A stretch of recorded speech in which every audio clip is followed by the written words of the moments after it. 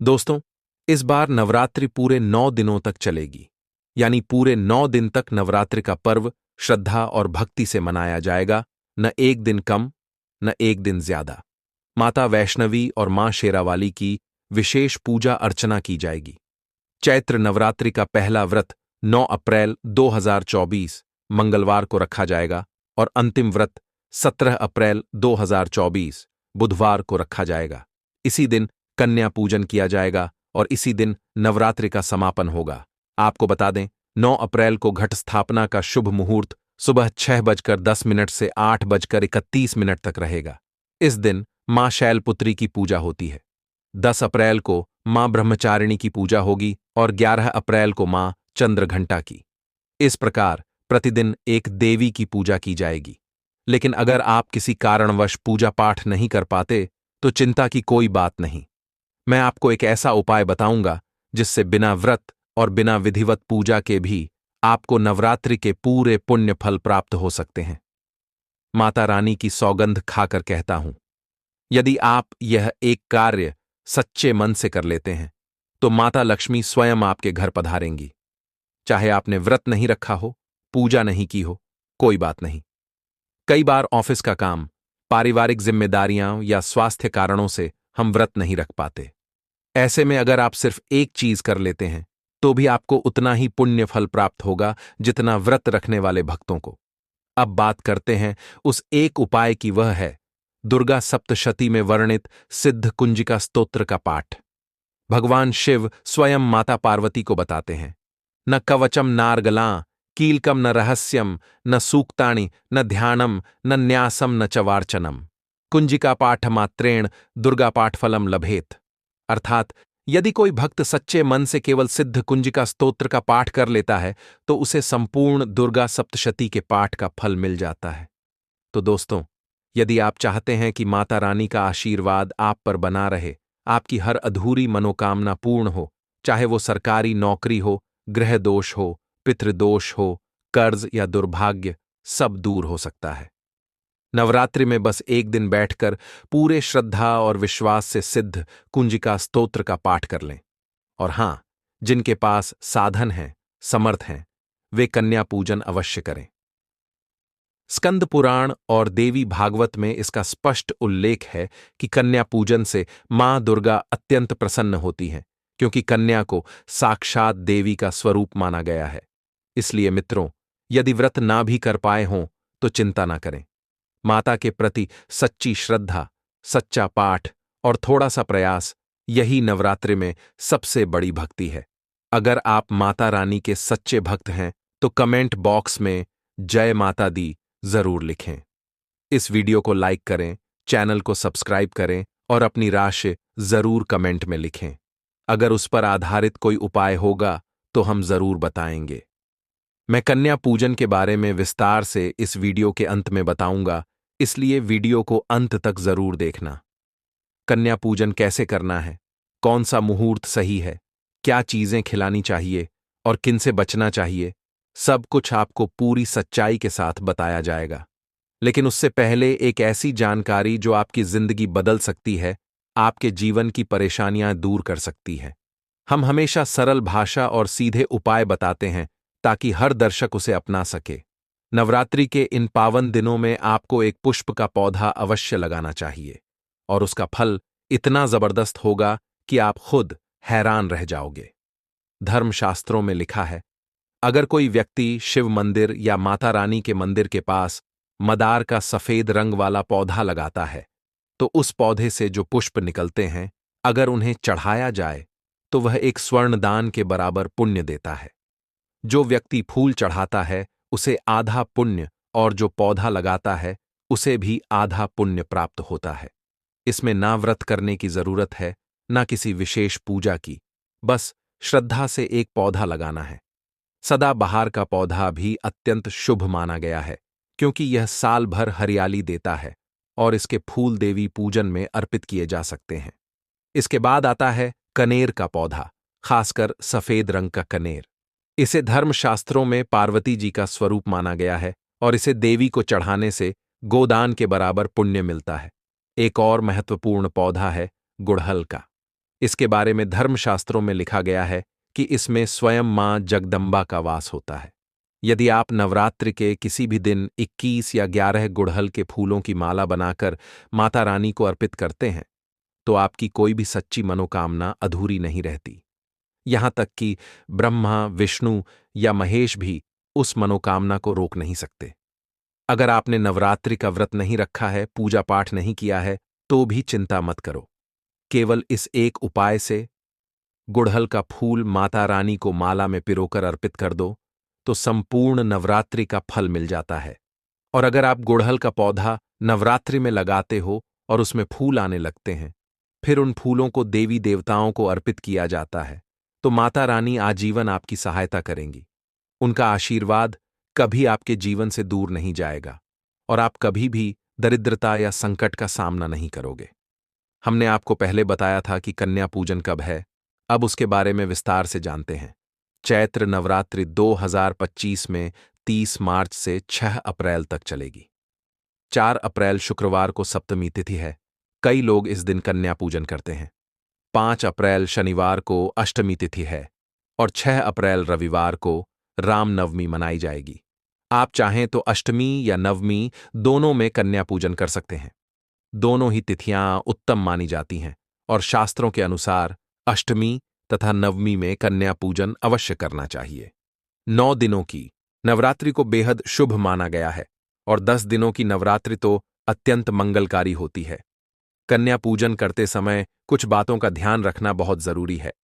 कन्याओं को हलवा, पूरी और काले चने का भोग देना सबसे उत्तम माना गया है, लेकिन ध्यान रहे, कन्याओं को बाजार की बनी चीजें या अधिक तैलीय व मसालेदार भोजन कभी नहीं देना चाहिए।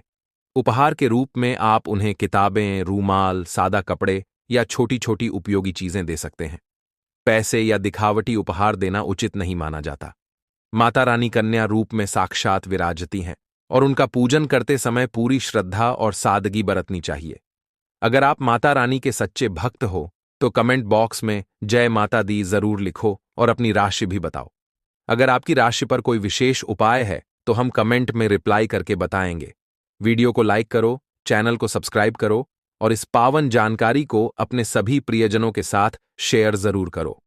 कुंडली में जो कष्ट होते हैं उन्हें मां दुर्गा की उपासना शीघ्र ही दूर कर देती है।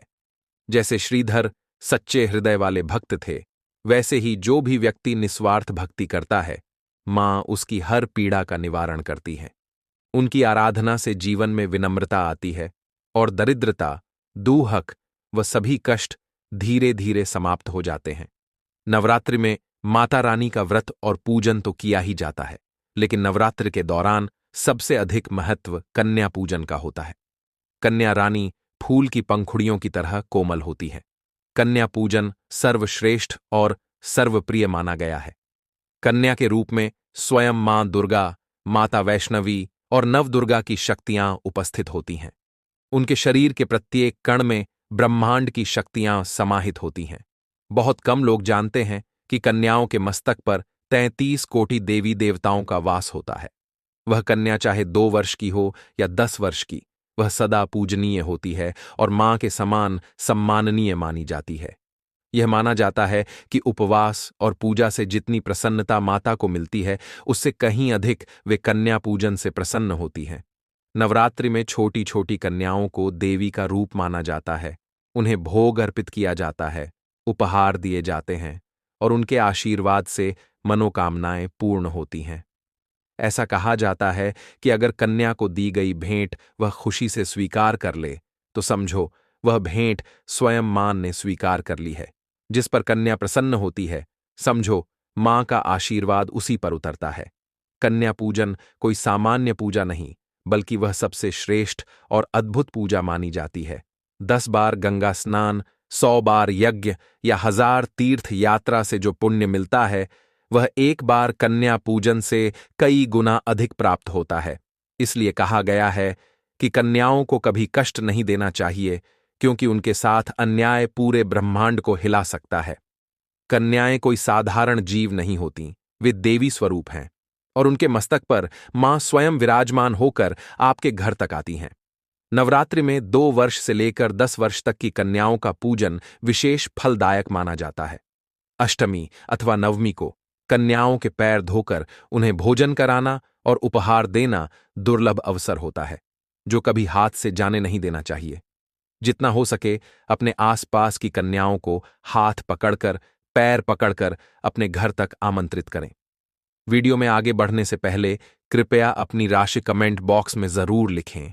यदि आपके लिए कोई विशेष उपाय होगा तो हम रिप्लाई में उसे साझा करेंगे।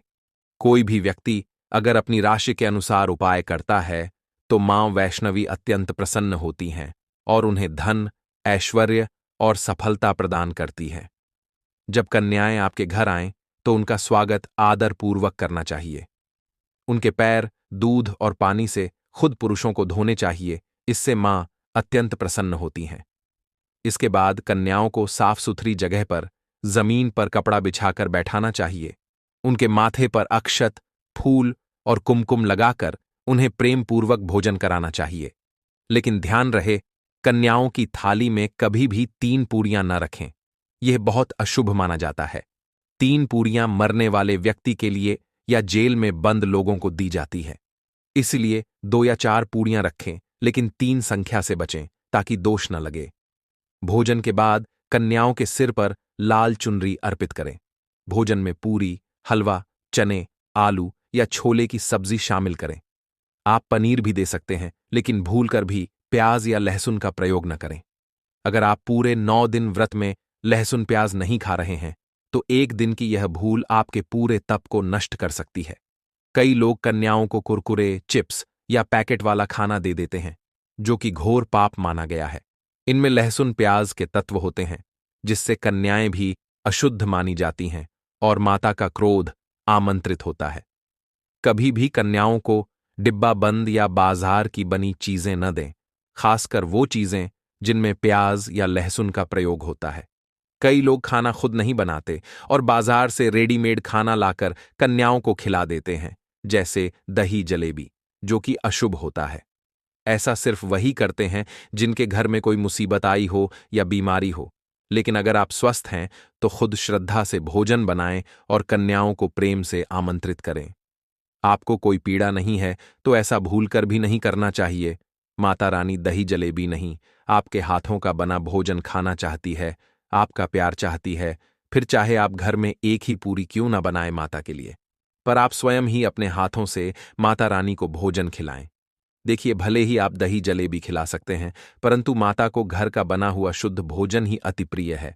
खासकर नवरात्रों के दौरान घर में पक्का खाना अवश्य बनाना चाहिए। माता रानी बहुत प्रसन्न होती है। घर का बना पक्का खाना ही कन्याओं को खिलाना चाहिए। हमेशा याद रखें, कन्याओं को प्लास्टिक के बने धोने में खाना नहीं खिलाना चाहिए। ऐसे बर्तन पूजा पाठ के लिए शुभ नहीं, अशुभ होते हैं, क्योंकि प्लास्टिक के ज्यादातर बर्तन जो होते हैं जानवरों की हड्डियों द्वारा बनाए जाते हैं। इसीलिए ऐसा पाप मत करना। कन्याओं को हमेशा स्टील के बर्तन या पत्तों से बने बर्तनों में ही भोजन कराना चाहिए। बहुत ही शुभ माना गया है। अगर पेड़ के पत्ते में भोजन कराते हैं तो माता अब वरदान प्रदान करती है। दोस्तों, एक और बात हम आपको बताने वाले हैं कि यदि नवरात्रों के समाप्त होने के बाद यदि बीच में कन्या पूजन में शुक्रवार का दिन पड़ जाए तो कन्याओं को कोई भी खट्टी चीज नहीं खिलाना चाहिए, क्योंकि शुक्रवार का दिन माता संतोषी को समर्पित होता है और माता संतोषी नवरात्रों के दिनों में सक्रिय अवस्था में होती है, यानी वह भी 9 देवियों के साथ में आपके घर में आती हैं। इसीलिए कन्याओं को भूलकर भी शुक्रवार का दिन अगर पड़ जाए तो खट्टी चीज घर में नहीं बनाना चाहिए और कन्याओं को भी खट्टी चीज नहीं खिलाना चाहिए। घोर पाप लगेगा, आपका किया कराया सब बर्बाद हो सकता है। खट्टी चीजों से माता संतोषी रूष्ट हो सकती हैं, चिड़क हैं, आपको श्राप दे सकती हैं। इसीलिए नादान ना बने दोस्तों। भोजन कराने के बाद कन्याओं की थाली में एक लौंग जरूर रखना चाहिए, क्योंकि लौंग देवी शक्ति तथा दुर्गा मां को बहुत प्रिय है। लौंग माता शक्ति का प्रतीक होती है। लौंग में नव दुर्गा का वास होता है। इन 9 दिनों में माता रानी को लौंग का भोग ही लगाया जाता है, तो खाना खाने के बाद कन्याओं को लौंग अवश्य अर्पित करें। माता रानी को अमृत से बढ़कर लौंग प्रिय है, इसीलिए कन्याओं को थाली में चुपचाप एक लौंग जरूर रख दे। आपका भाग्य चमक जाएगा। माता लक्ष्मी आपके जीवन में धन की कोई भी कमी नहीं होने दें। दोस्तों, आपको बता दें, कन्याओं को उपहार में क्या दें? कन्याओं को खुश करने के लिए उनकी थाली में दक्षिणा डालें, ताकि आपके घर में संपन्नता बनी रहे तथा धन की कोई भी कमी ना हो। कन्या जब आपके घर से खुशी खुशी धन लेकर जाती है, तो वह भी आपको खुशी खुशी कई गुना आपको धन प्रदान करती है। इस समय कंजूसी मत करना, खुशी खुशी कन्याओं को धन अवश्य देना। कन्याओं को कोई सुंदर गिफ्ट दे सकते हैं। शास्त्रों में बताया जाता है कि कन्या जितना खुश होती है, माता रानी उतना ही जल्द फल की प्राप्ति प्रदान करती है।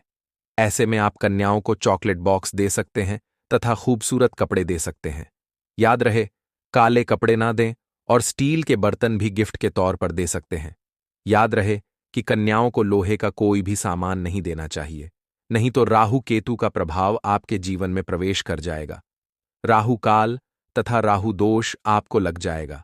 आप बर्बाद भी हो सकते हैं। दोस्तों, जब कन्या अपने घर के लिए प्रस्थान करें तो उनके चरण जरूर छू ले और अपने मन में अपनी प्रार्थना को पूरा करें।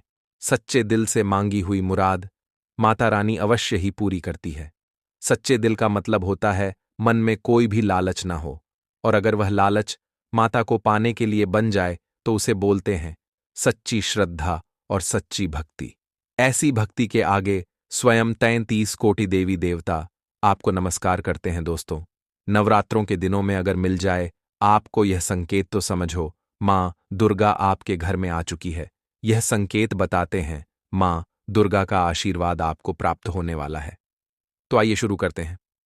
दोस्तों, पहला संकेत, जब आप कलश स्थापना करते हैं तो जौ से निकली हरियाली बहुत बहुत ही शुभ मानी गई है। कहा जाता है कि जैसे निकली हरियाली हमारे भविष्य में होने वाले अच्छे और बुरे होने का संकेत देती है। यह सभी बातें हमारे आने वाले साल का भविष्य बताती हैं। यदि आपने जौ बोए हैं और वह किसी कारणवश नहीं हो पाए हैं, तो यह संकेत बड़ा ही मनहूस माना गया है। कहा जाता है कि नवरात्रों में जौ अगर सूख जाते हैं या बढ़ते नहीं हैं, तो आपको समझ लेना चाहिए कि यह साल आपका खराब होने वाला है तथा घर में कोई बीमारी आने वाली है, या दिन दुगनी रात चौगुनी आपकी कम होने वाली है या घटने वाली है। दोस्तों, यह धन हानि का संकेत माना गया है, क्योंकि आपने कोई ना कोई गलती ऐसी कर दी होगी जिसके कारण माता रानी नाराज हो गई हैं।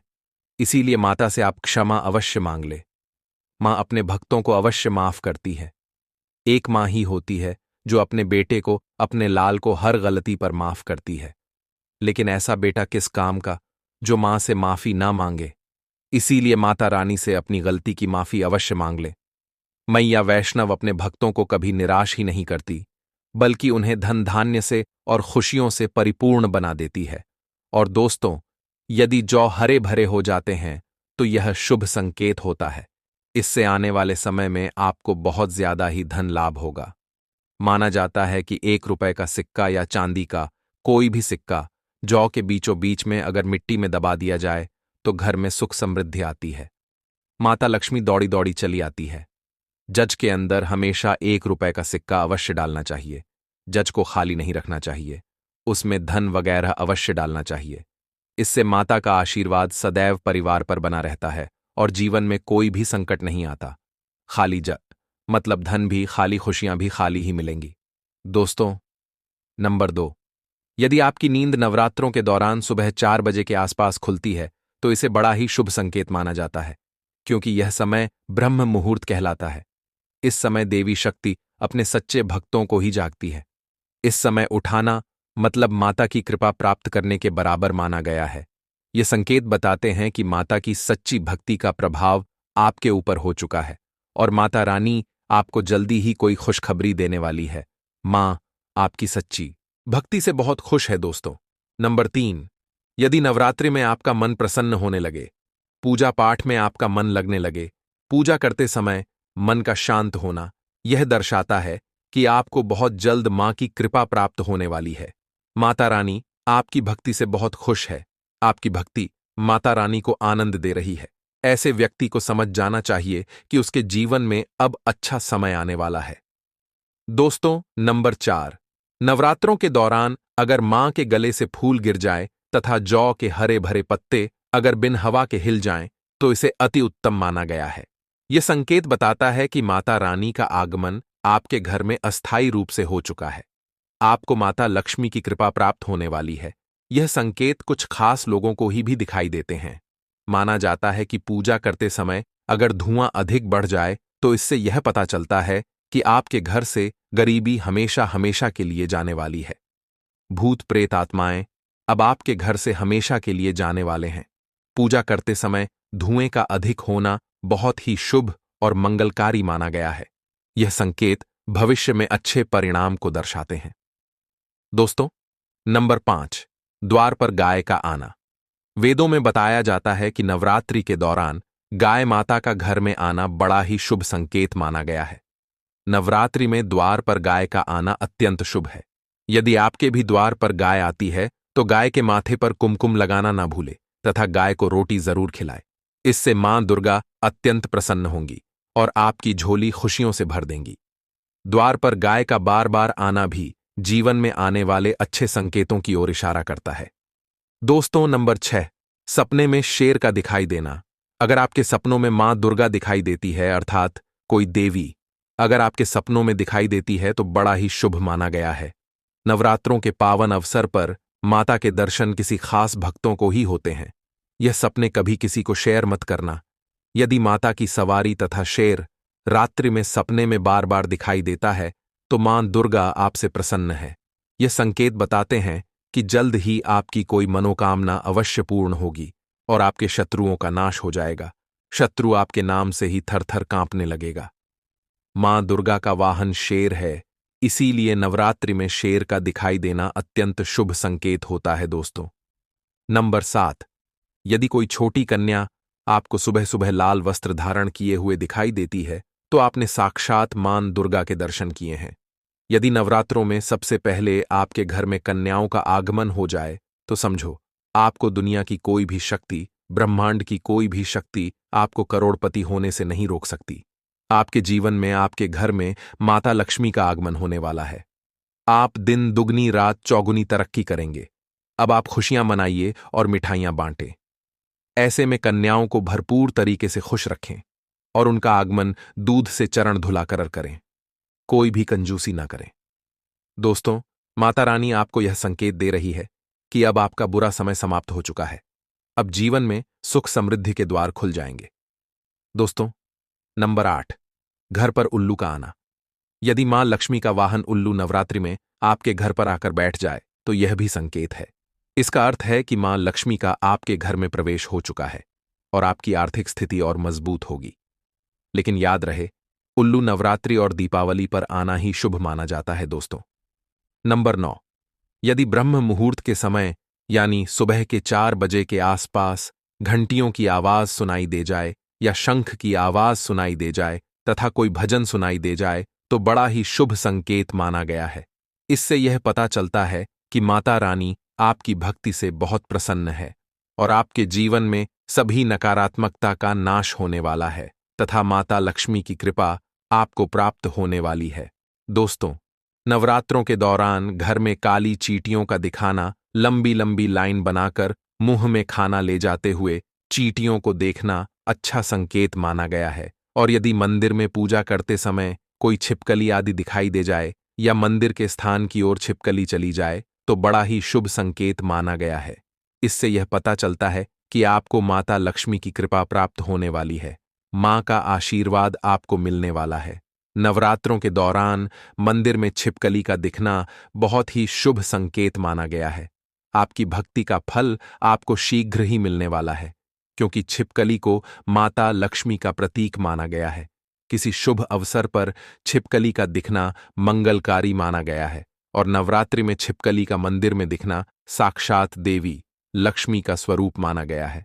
दोस्तों, अगर आप वाकई में मां वैष्णो की कृपा पाना चाहते हैं तो कमेंट बॉक्स में लिखें, जय माता दी माता रानी आपकी झोली खुश से भर दें। मां वैष्णव के लिए एक लायक तो बनता है।